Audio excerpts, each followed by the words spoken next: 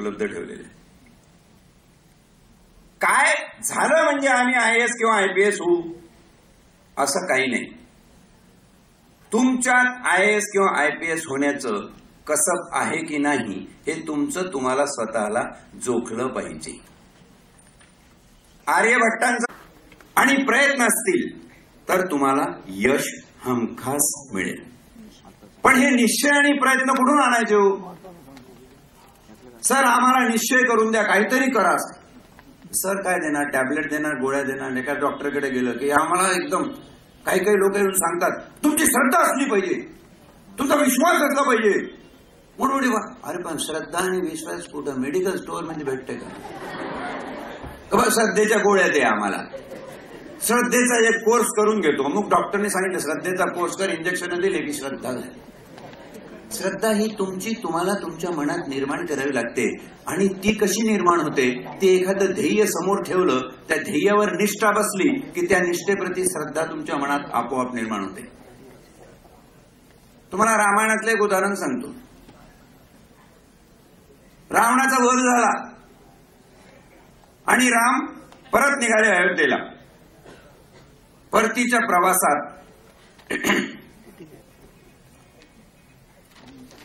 इकडे आल्यावर समुद्र किनारी पडाव होता, तिथे बसले. रात्रीची वेळ होती. उद्या सकाळी प्रवास पुन्हा सुरू करूया. रात्री विश्रांती. सगळे आपापल्या टेंटमध्ये झोपलेले. रामचंद्र प्रभूंना काही झोप येईना म्हणून उठले. रात्री 2:30 वाजले होते आणि बघतात तो समुद्र खळखळतोय समोर. आणि त्यांच्या मनात विचार आला. काय विचारला त्यांच्या मनात? अरे वानरांनी सेतू बांधलाय समुद्रावर आणि सांगत होते की माझ्या नावाने दगड तरंगतात. म्हटलं खरंच दगड तरंगतात का? म्हणून त्यांनी एक दगड उचलला आणि पाण्यात फेकला. नेमका तो दगड बुडाला. त्या मारी म्हटलं खोटं बोललेत आपल्याशी, आमच्या नावाने काही दगड बिगड तरंगत नाही. मग नळ नील जांबुवंत तिकडे सगळे एक्सपर्ट म्हणजे they were all engineers in that time, रामायणाच टाइम.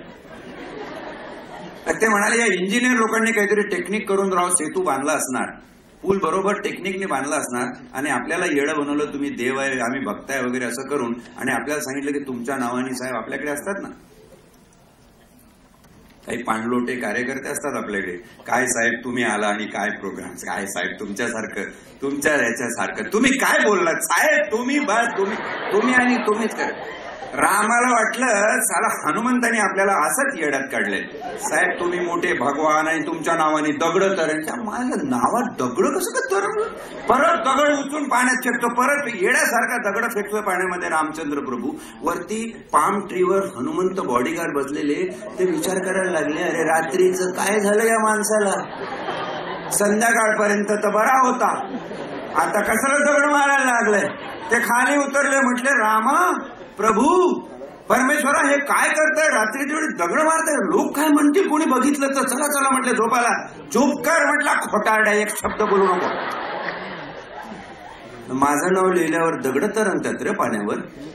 मला सांग काय टेक्निक वापरलंय, कुठल्या टेक्निकनी तू पूल बांधलाय, या ब्रिज मध्ये काहीतरी टेक्निक असणार ते मला सांग, उगाच थापा मारू नकोस.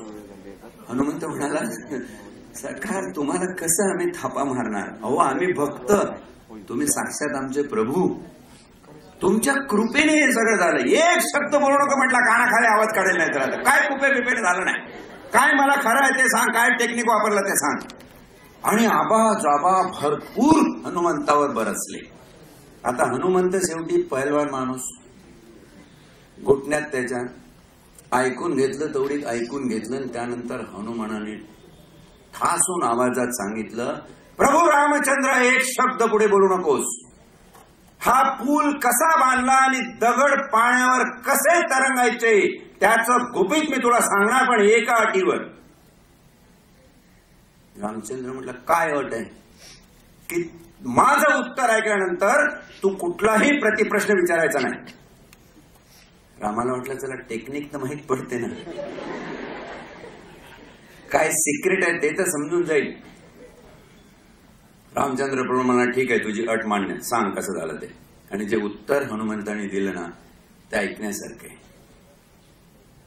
की तुम्ही देव असा की नसा, पण तुम्ही या संकल्पनेवर आमची श्रद्धा आहे आणि आमची श्रद्धा आहे म्हणून जेव्हा माझी माकडं दगड घेऊन यायची आणि मी सांगायचो याच्यावर रा आणि म असं लिहा, तर आमच्या सर्वांची सामूहिक श्रद्धा बसली होती की हा दगड पाण्यात टाकला तर तो तरंगेल. त्या श्रद्धेने तो दगड तरंगला. तुमच्या मनामध्ये श्रद्धेच्या जागी शंका आली, पाण्यावर दगड कसा तरंगला. This is the difference between doubt and confidence.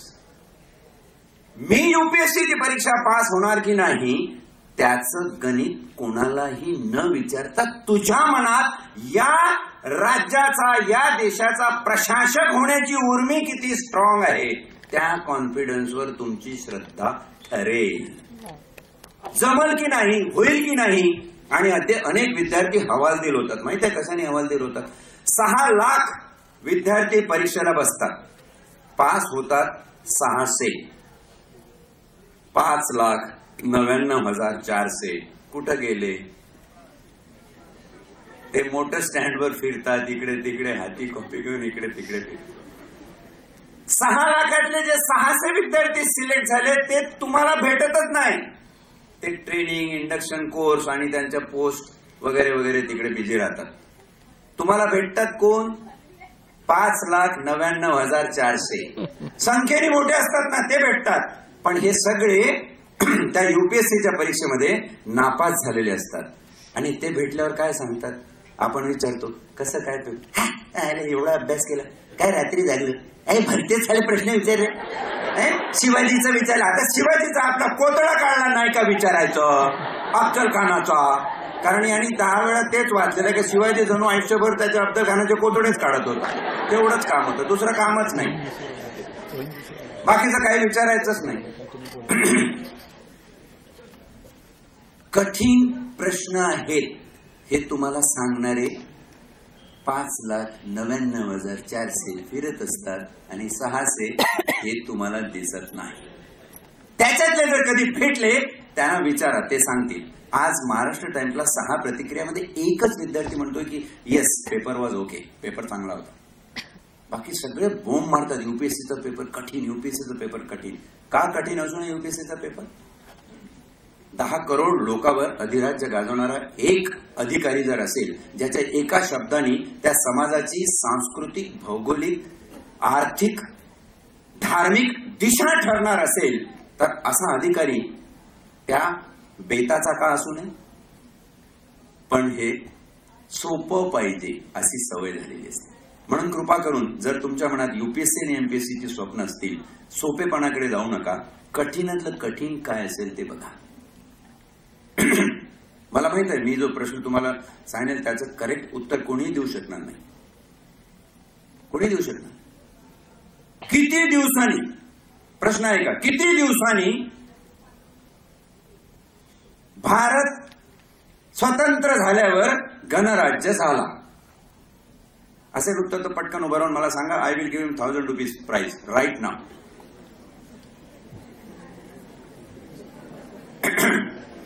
नाही सांगू शकणार, कारण आता सगळ्यांच्या डोक्यामध्ये 2 गोष्टी आल्या. 15 ऑगस्ट 1947 ते 26 जानेवारी 1950 आणि ते लागले दिवस मोजायला. 15 ऑगस्ट नंतर ऑगस्ट.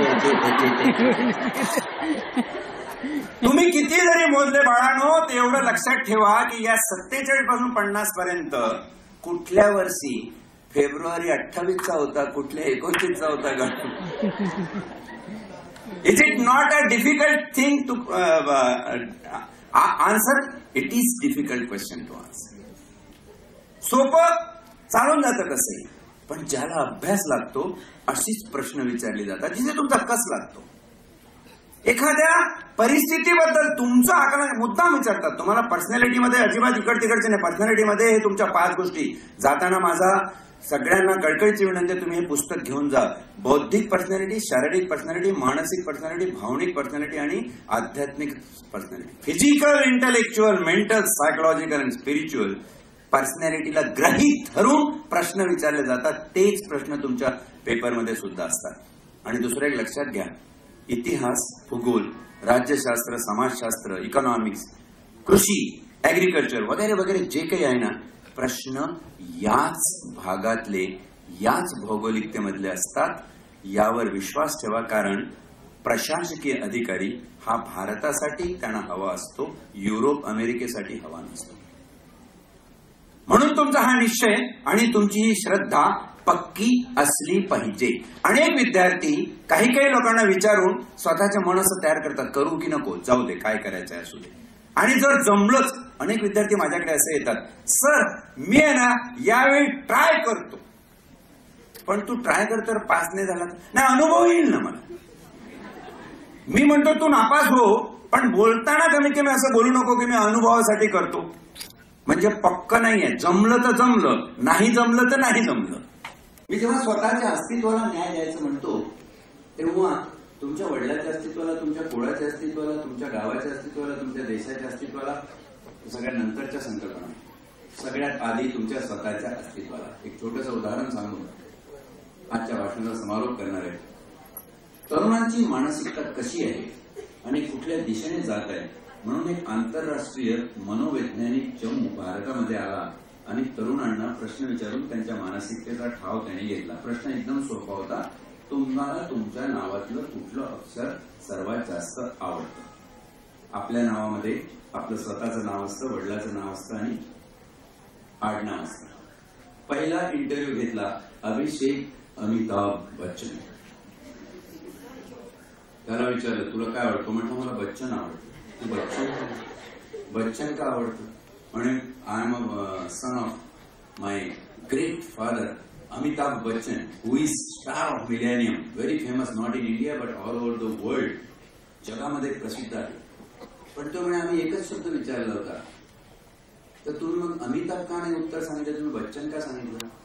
अभिषेक म्हणाला, मी बच्चन अशासाठी सांगितलं की बच्चन नावामध्ये माझ्या वडिलांशिवाय माझे आजोबा हरिवंशराय बच्चन राष्ट्रीय कवी होते, त्यांचाही समावेश आहे, म्हणून मला बच्चन नावावर जास्त प्रेम आहे. या माणसाची स्वप्रतिष्ठेची कल्पना, स्वप्रतिमेची कल्पना कशातून आलेली आहे? त्याच्या बच्चन घराण्यातून आली. त्यानंतर दुसरा इंटरव्ह्यू घेतला.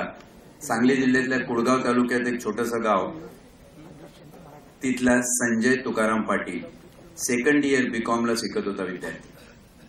त्याचा इंटरव्ह्यू घेतला. त्याला सांगितलं, तुला काय आवडतं तुझ्या नाव? तो म्हटलं, नाही आपल्याला काय नाव आहे बस, काही नाही, आपल्याला काय नाही, आपल्याला आहे बस, आहे संजय तुकाराम पाटील आहे. अरे काय आवडतं? 3 अक्षरातलं एक अक्षर सांग कुठलं तरी. तो त्याच्या मित्रांना विचारतो, हे कुठलं सांगू कुठलं?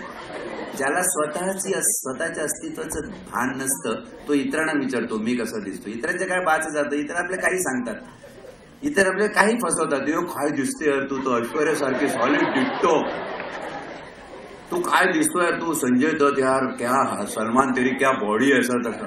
मित्र हमेशा खोटारडेपणाने तुमची स्तुती करतात, कारण तुमची स्तुती केल्यावर दुसऱ्याला सांगतात येडा रे.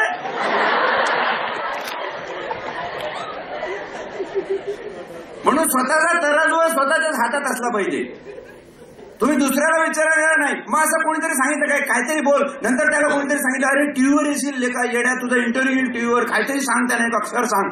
आणि उमत काय सांगा विचार करता करता हा संजय तुकाराम पाटील बोलला, मला संजय आवडतो.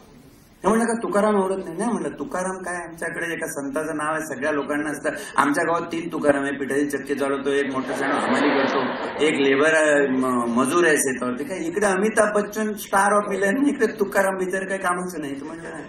आणि म्हणजे पाटील पण आवडत नाही. पाटीलला काय आवडायचं आहे म्हटलं, आमच्याकडे पश्चिम महाराष्ट्र हे सगळे इकडे पाटील एवढे झालेले आहेत की पाटीलला पण विशेषण लावते. वळसे पाटील, तोळसे पाटील, कोळसे पाटील, अड्यालचे पाटील, पड्यालचे पाटील, हे पाटील ते पाटील, येरे पाटील, तेरे पाटील, जारे पाटील, नको जारे पाटील, असे सगळे पाटील झालेले.